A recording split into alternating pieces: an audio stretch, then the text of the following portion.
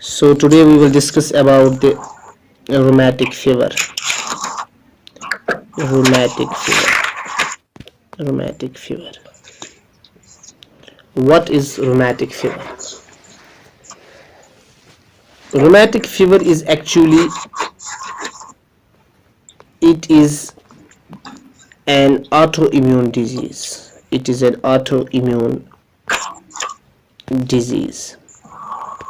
ये क्या है? एक autoimmune disease होती है. Rheumatic fever is an autoimmune disease that is caused by, जो किससे होता है? That is caused by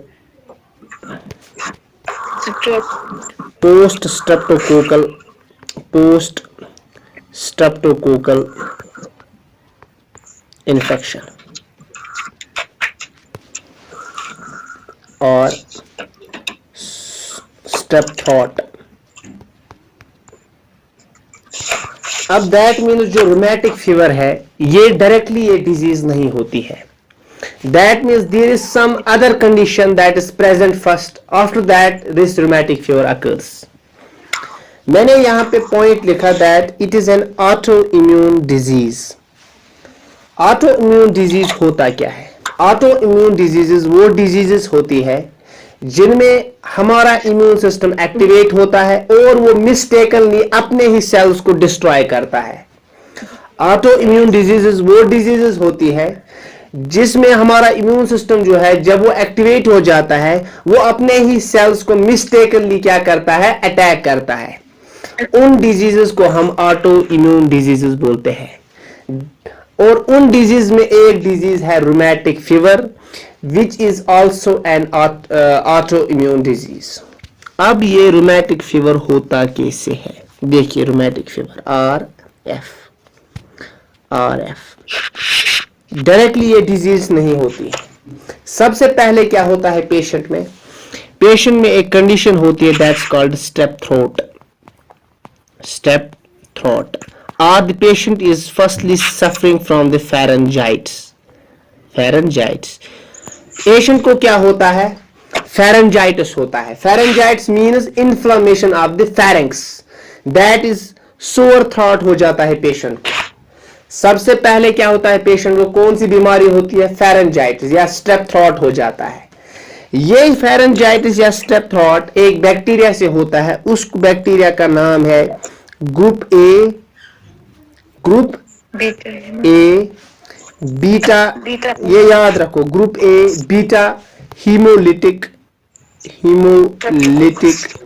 Streptococcus. Group A beta haemolytic Streptococcus, this is the full name of this bacteria.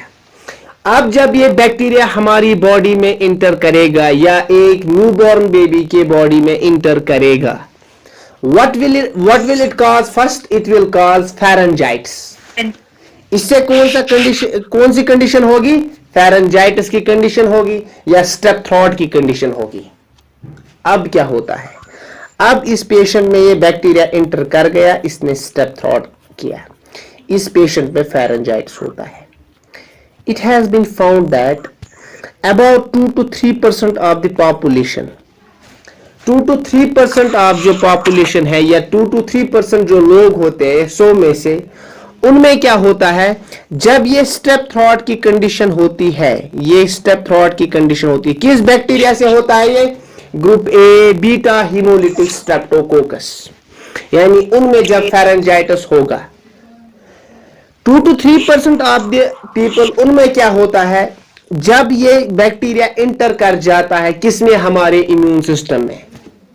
इस इम्यून सिस्टम जब ये हमारा ये एक्टिवेट हो गया, इम्यून सिस्टम हमारा एक्टिवेट हो गया आफ्टर 2 to 3 वीक्स, यानी पेशेंट को आज हो गया है क्या? फेरेंजाइटिस हो गया है. अब 2 से 3% लोगों में क्या होता है? जब उनको फेरेंजाइटिस कितने टाइम तक रहता है? 2 to 3 वीक्स तक रहता है. उनका इम्यून सिस्टम एक्टिवेट हो जाता है, फिर से एक्टिवेट हो जाता है. जब ये इम्यून सिस्टम एक्टिवेट होता है ये क्या काज करता है, अबाउट 2 to 3% ऑफ लोगों में क्या करता है ये काम, this immune system which gets activated, immune system क्या करता है, ये immune system it attacks, this immune system attacks its own cells. देखिए जब भी कोई फॉरेन बॉडी, यहां पे फॉरेन बॉडी क्या है, कौन सा बैक्टीरिया है, group A beta haemolytic Streptococcus. जब ये इंटर कर जाता है हमारा इम्यून सिस्टम क्या करेगा, इट विल प्रोड्यूस एंटीबॉडीज। लेकिन यहां पे क्या करेगी, antibodies will attack its own cells. जब एंटीबॉडीज अपने ही सेल्स को अटैक करेगी, this condition is known as auto immunity. Auto immunity यानी जब अपना ही इम्यून सिस्टम अपने सेल्स को डिस्ट्रॉय करेगा, उस कंडीशन को बोलते हैं ऑटो इम्यूनिटी, और उन डिजीजेस को बोलते हैं हम ऑटो इम्यून डिजीजेस।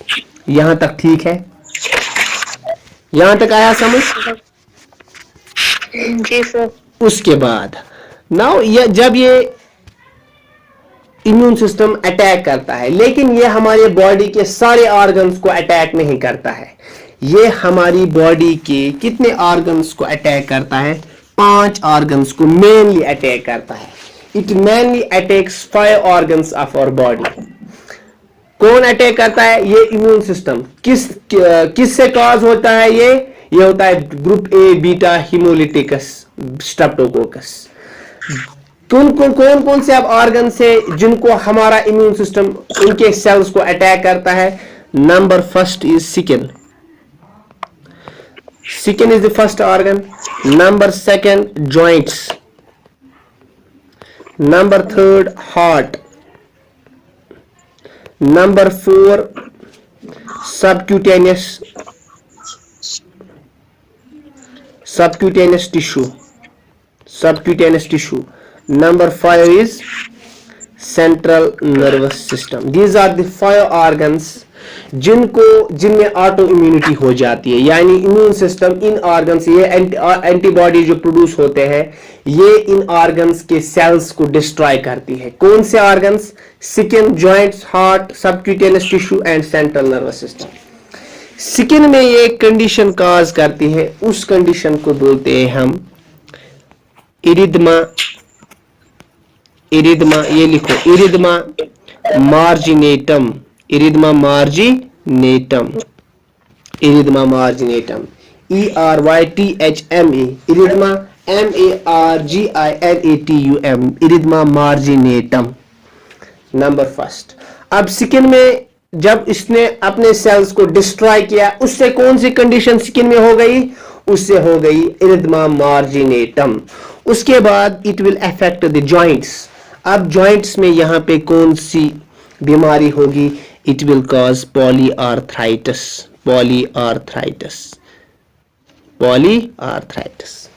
यहां तक ठीक है।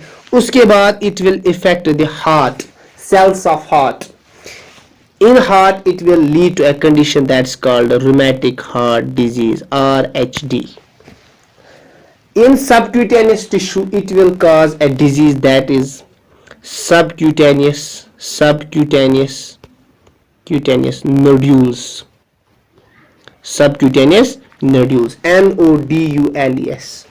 जब ये cells of subcutaneous tissue पे affect करेगा, what condition it will cause? It will cause the condition of subcutaneous nodules. And in case of central nervous system में ये cause करेगा Korea. It will cause Korea, CHOREA, Korea. हमने पढ़ा जी rheumatic fever. हमने कहा जो rheumatic fever होता है ये सेकेंडरी इन्फेक्शन होता है, ये प्राइमरी इन्फेक्शन नहीं होता, यानी ये डायरेक्टली नहीं होता है। सबसे पहले पेशेंट में होगा फेरेंजाइटिस के बाद क्या होगा, पेशेंट में डेवलप हो जाएगा 2 to 3% ऑफ द पीपल, उनका जो इम्यून सिस्टम होता है वो अपने ही सेल्स को अटैक करता है। वो कौन से सेल्स, कौन से ऑर्गन्स के सेल्स को अटैक करेगा, skin, joints, heart, subcutaneous tissue and central nervous system. Skin में क्या कंडीशन होगी, इरिथमा मार्जिनेटम। जॉइंट्स में क्या होगी, पॉलीआर्थराइटिस। हार्ट में RHD होगा। सबक्यूटेनियस टिश्यू में subcutaneous nodules and central nervous system में क्या होगा, कोरिया होगा।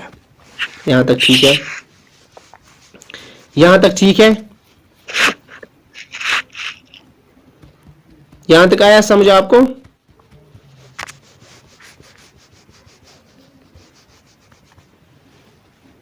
समझ आया? फीवर क्यों बोलते हैं?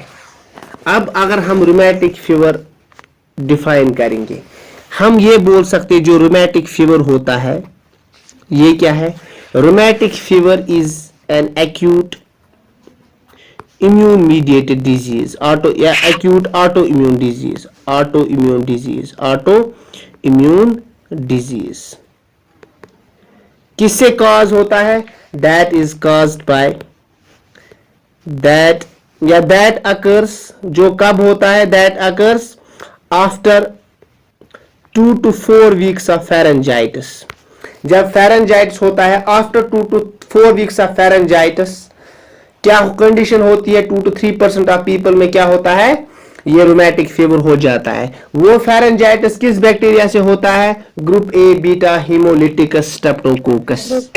आया समझ यहां तक? समझ आया यहां तक?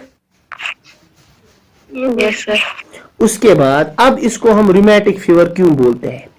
इसको हम रूमेटिक फीवर इसलिए बोलते हैं, देखिए क्या होता है, जब भी कोई एंटीजन हमारी बॉडी में इंटर करता है उससे क्या होता है? हमारी एंटीबॉडीज रिलीज हो जाती है। जब ये एंटीबॉडीज रिलीज होती है, अब यहाँ पे एंटीबॉडी जो है they destroys their bodies own cells. Antibodies क्या कर रही है काम? वो हमारी बॉडी के अपने ही सेल्स को डिस्ट्रॉय कर रही है। ये जो एंटीबॉडीज है ये जब अपनी बॉडी के सेल्स को डिस्ट्रॉय करेगी, इसके अलावा क्या हो जाएगा? जब भी कोई एंटीजन हमारी बॉडी में एक्टिवेट हो ये इंटर करता है, हमारी बॉडी क्या रिलीज करते हैं? Chemical mediators. इन केमिकल मीडिएटर्स में कौन कौन से मीडिएटर रिलीज होते हैं? साइटोकाइंस रिलीज होते हैं, साइटोकाइंस। पायरोजन्स रिलीज होते हैं। ये साइटोकाइंस, ये chemical mediators like cytokines and pyrogens, ये क्या काम करते हैं? ये केमिकल मीडिएटर्स जो होते हैं, chemical mediators, they will act upon the hypothalamus. Hypothalamus क्या काम करता है? हाइपोथैलेमस का काम होता है हमारे क्या करना? हमारे जो थर्मल कंट्रोल होता है ना, थर्मल कंट्रोल, हमारी बॉडी टेम्परेचर को मेंटेन करता है हाइपोथैलेमस। जब ये पायरोजन्स और साइटोकाइंस इस हाइपोथैलेमस पे एक्ट करेंगे, यहां से हाइपोथैलेमस क्या हो जाएगा? ये एक्टिवेट हो जाएगा। जब ये एक्टिवेट होता है, it will cause fever. There will be increased body temperature and that temperature increased body temperature is called fever. अब इसको रूमेटिक फीवर क्यों बोलते हैं? रूमेटिक फीवर क्यों बोलते हैं? क्योंकि इस फीवर के साथ साथ मैंने आपको बोला जो मोस्ट कॉमनली ये एंटीबॉडीज अफेक्ट करते हैं ना ऑर्गन को, that organ is joint.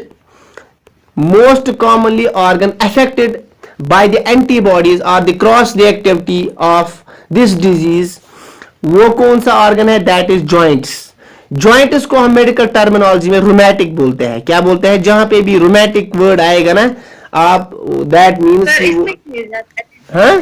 Joint इसमें क्यों अटैक करता है ज्यादा? जॉइंट देखिए इसमें क्यों अटैक करता है? ये इसलिए अटैक करता है क्योंकि जो एंटीजन होता है ना, कौन सा? बीटा, जो ग्रुप ए बीटा हेमोलिटिकस एंटीजन होता है ना, क्या होता है? एंटीजन। हमारी बॉडी में अपने एंटीजन भी होते हैं। क्या होते हैं? जो जॉइंट्स में एंटीजन होते हैं ना, that are quite similar with this type of antigen. That's why जो इम्यून सिस्टम होता है तमिश बासा इजी इशकुस एंटीजन, ये बैक्टीरियल एंटीजन, वो इसको ज्यादा अटैक करता है। आया समझ? That's why joints are more involved in this condition.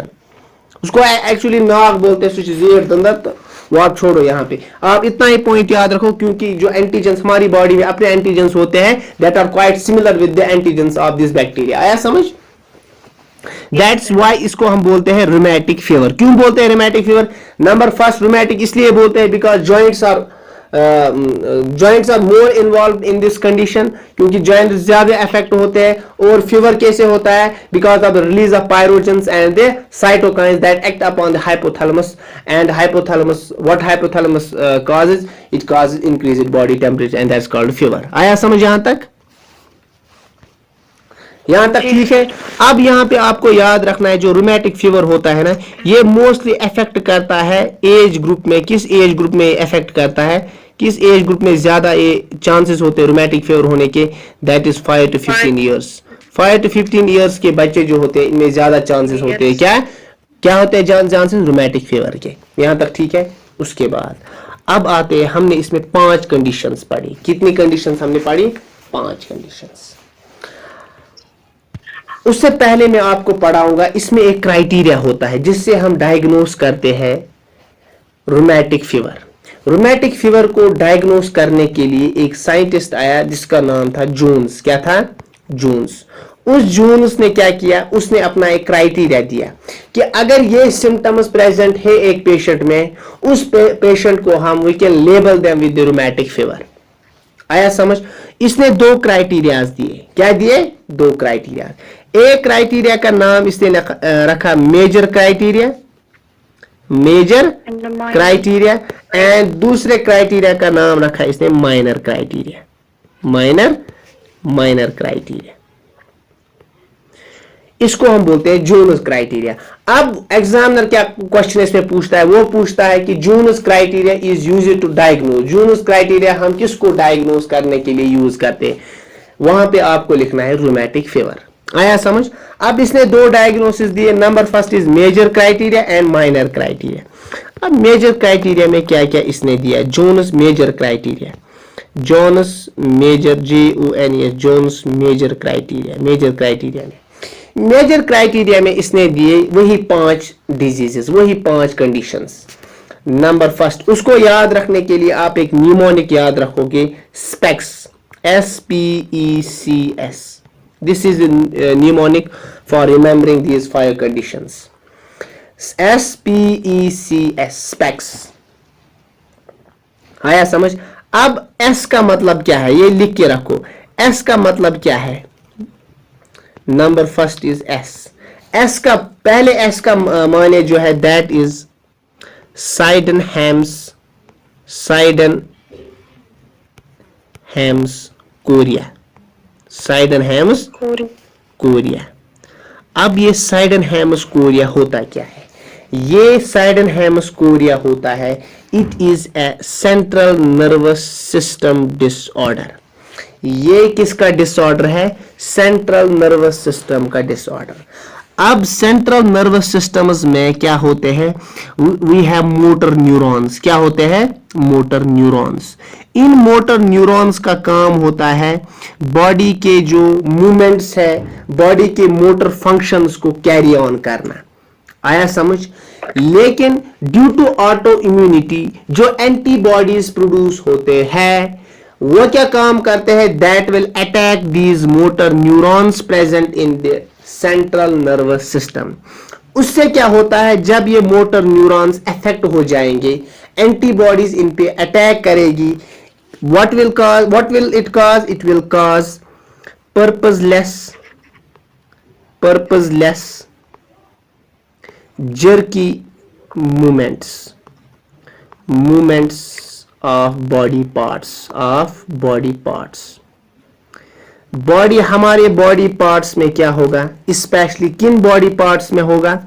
Like arm में होगा, आर्म, लेग्स और face. These are the most commonly affected organs. जो मोटर न्यूरॉन्स हमारे आर्म्स को मोटर फंक्शंस प्रोवाइड करते हैं, हमारे लेग्स को मोटर फंक्शंस प्रोवाइड करते हैं, एंड फेस को मोटर फंक्शंस प्रोवाइड करते हैं, वो न्यूरॉन्स अफेक्ट होते हैं, जिसकी वजह से ये जो ऑर्गन्स है लाइक आर्म है, लेग्स है, इनमें क्या हो जाता है? जर्की मूवमेंट्स हो जाते हैं। क्या मूवमेंट्स हो जाते हैं? पर्पसलेस जर्की मूवमेंट्स हो जाते हैं। उन मूवमेंट्स को हम बोलते हैं, उस कंडीशन को बोलते हैं हम साइडनहैम्स कोरिया। आया समझ? आया समझ? समझ आया ये?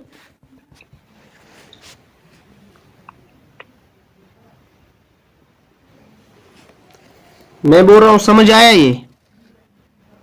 जी सर आया। तो ये शुरू कथी करंत? जी सर आया। उसके बाद P, वर्ड P है। P का माने है आपको, पहले हमने SP, P का माने है यहाँ पे polyarthritis. Poly means many, arthritis का मतलब होता है, इन्फ्लामेशन ऑफ जॉइंट्स की इन्फ्लामेशन हो जाती है। दैट मीन्स यहाँ पे सिर्फ एक ही जॉइंट अफेक्ट नहीं होती है, यहाँ पे बहुत सारे जॉइंट्स अफेक्ट होते हैं। That's why I wrote the word polyarthritis. Polyarthritis, इसके भी बहुत टाइप्स होते हैं। आया समझ? यानी जो पेशेंट होगा अगर उसमें पॉलीआर्थराइटिस भी प्रेजेंट है, यानी उसमें इन्फ्लेमेशन, जॉइंट पेन है बहुत, पहले एक जॉइंट में होगी, फिर दूसरे जॉइंट में होगी, फिर तीसरे जॉइंट में होगी, उसको बोलते हैं हम पॉलीआर्थराइटिस। क्या बोल रही है? पॉलीआर्थराइटिस। पॉलीआर्थराइटिस का मतलब क्या होता है? इन्फ्लेमेशन और स्वेलिंग और टेंडरनेस इन द जॉइंट्स। जब जॉइंट्स में स्वेलिंग, टेंडरनेस और इन्फ्लेमेशन हो जाएगी, उसको पॉलीआर्थराइटिस बोलते हैं। अब यहां पे पॉइंट याद रखो, this is the most common symptom of rheumatic fever. Rheumatic fever का मोस्ट कॉमन सिम्टम होता है पॉलीआर्थराइटिस। आया समझ? समझ आया ये? Yes sir. उसके बाद SPE, उसके बाद है E का मतलब होता है इरिदमा, इरिदमा मार्जिनेटम, मार्जिनेटम। इरिदमा मार्जिनेटम होता क्या है? What is this erythema marginatum? देखिए ये क्या होता है। इरिदमा का मतलब होता है when there is redness. Erythema का मतलब होता है रेडनेस ऑफ स्किन, स्किन की रेडनेस हो जाती है। When there is redness in the skin we call this condition as erythema marginatum, erythema marginatum. अब ये जो इरिदमा मार्जिनेटम है, ये कहां पे ज्यादा अपीयर हो जाती है? ये रैशेस अपीयर हो जाती है ऑन द ट्रंक, हमारी ट्रंक पे ये ज्यादा अपीयर हो जाती है। Erythema marginatum is the condition of skin, जिसमें हमारी जो स्किन हो जाती है दैट टर्न्स रेड, वो क्या हो जाती है? लाल हो जाती है। इसको हम बोलते हैं इरिदमा मार्जिनेटम। आया समझ? उसके बाद SPE, उसके बाद है SPE, उसके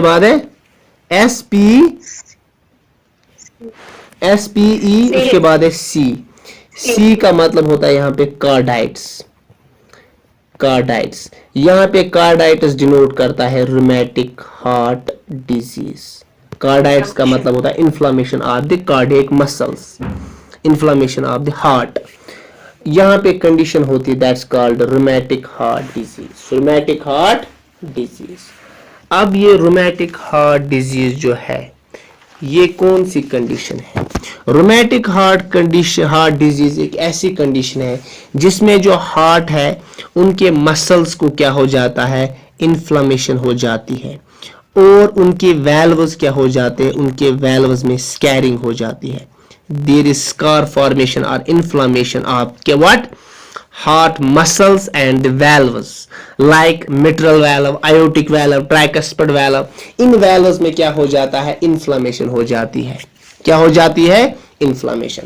and this condition is known as rheumatic heart disease। ये हमें in detail भी पढ़ना है, फिलहाल हम rheumatic fever पढ़ रहे हैं, ठीक है। उसके बाद कार्डाइटिस, कार्डाइटिस के बाद SPEC। अब C, अब और एक S है, वो रहता है सबक्यूटेनियस, सबक्यूटेनियस नोड्यूल्स, नोड्यूल्स।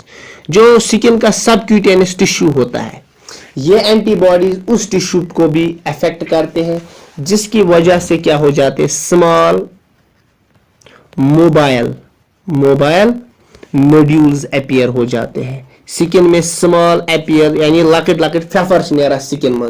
लेकिन ये कहां से निकलते हैं? ये निकलते हैं कहां से? ये लंप्स, ये नोड्यूल्स कहां से निकलते हैं? Under the subcutaneous tissue. Subcutaneous tissue से ये नोड्यूल्स निकलते हैं, उन नोड्यूल्स को हम बोलते हैं सबक्यूटेनियस नोड्यूल्स। क्या बोलते हैं? अब मुझे बोलो आप, मेजर क्राइटेरिया में कौन कौन सी कंडीशन आती है? वहां पे एग्जामिनर पूछेगा which of the following is not a condition, is not a condition that is included in the major criteria. वहां पे एक ऑप्शन ऐसा भी होगा इसमें पांचों मजाज के, अगर ये पांच आपको याद रखने हैं कि इन पांच को हम बोलते हैं major criteria symptoms. Number first is Sydenham's chorea, number second polyarthritis, number third edema marginator, number four carditis, and number five is subcutaneous nodules. Now coming towards the minor criteria, minor criteria. अब minor criteria में क्या आता है? Minor criteria में आता है जी पॉलीआर्थल्जिया। पॉलीआर्थल्जिया वहां पे आता है आर्थराइटिस, लेकिन यहां पे है आर्थल्जिया। आर्थल्जिया आर्थल्जिया और आर्थराइटिस में फर्क है। Arthralgia simply mean joint pain. Joint pain, there is no inflammation. Arthritis का मतलब होता है there is inflammation, there is swelling, there is tenderness in the joints.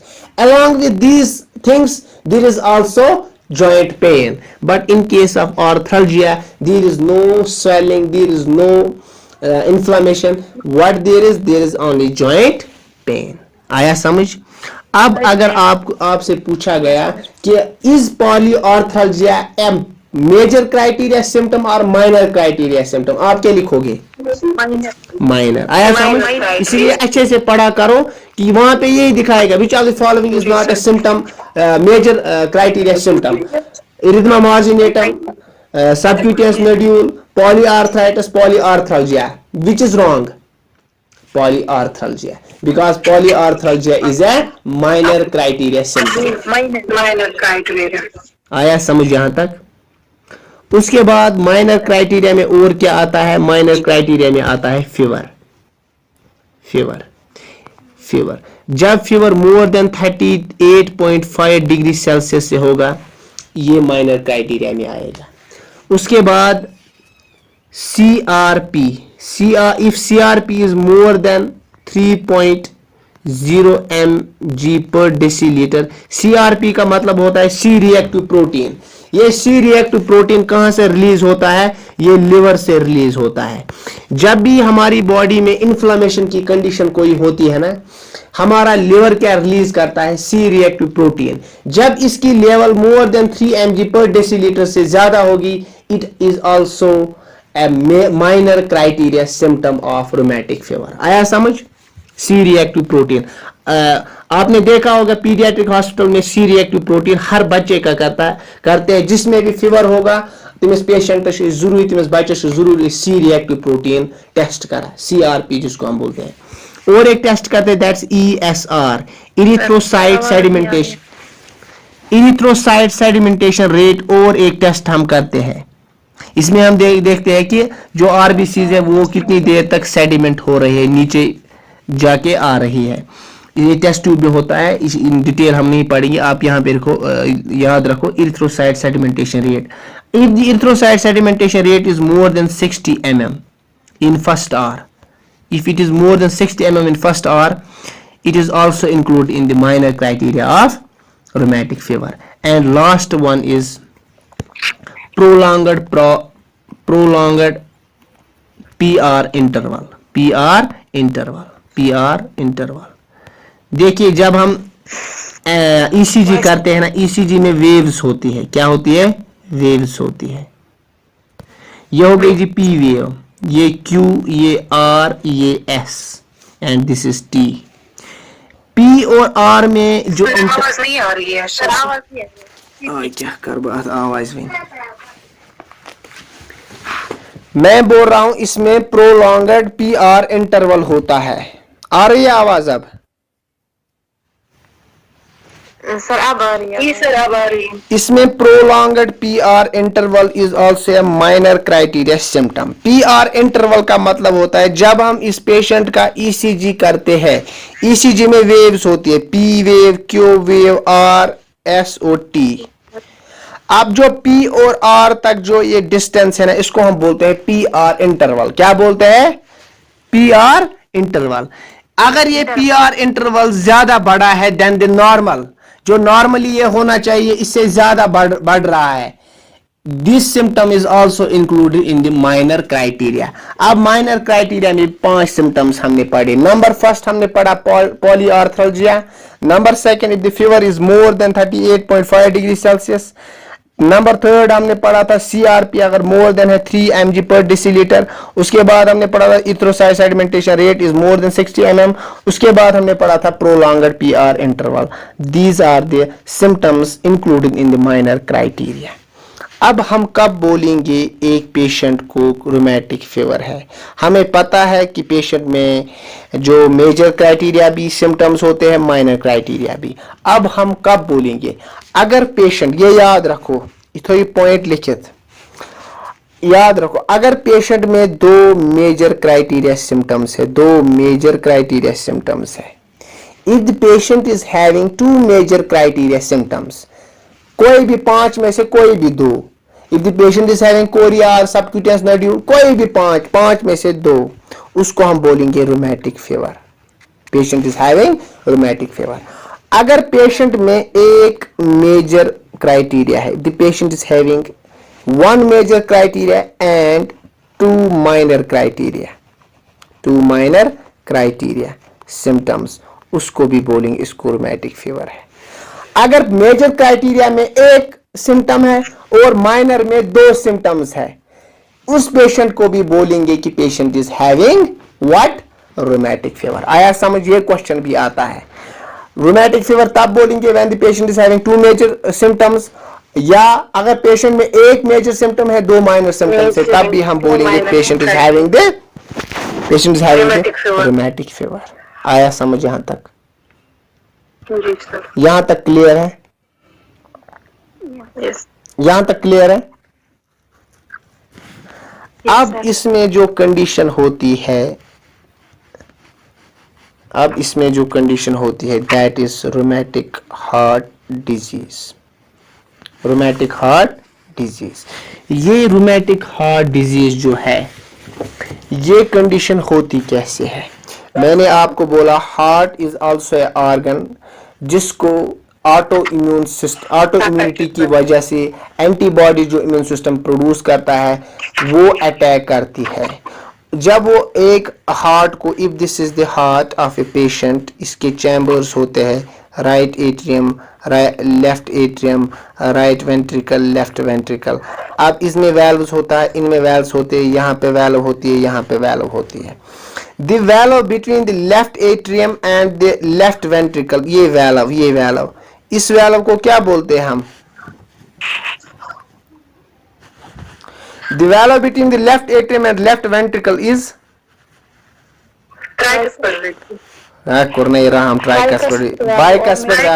Bicuspid valve को और एक नाम मिट्रल